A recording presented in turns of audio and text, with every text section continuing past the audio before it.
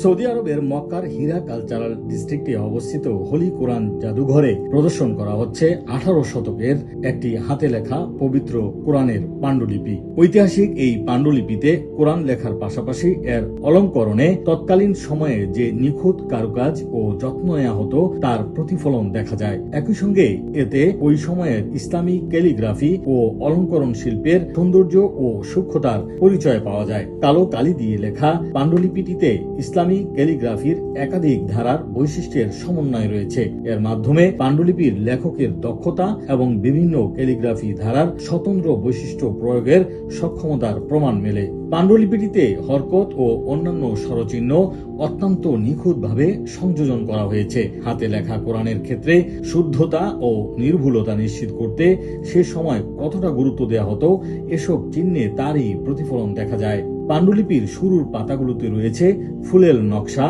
ও সূক্ষ্ম অলঙ্করণ। এসব নকশা সে সময়ের কোরআনিক পাণ্ডুলিপি অলঙ্করণের বিশেষ শিল্পরীতির পরিচয় বহন করে।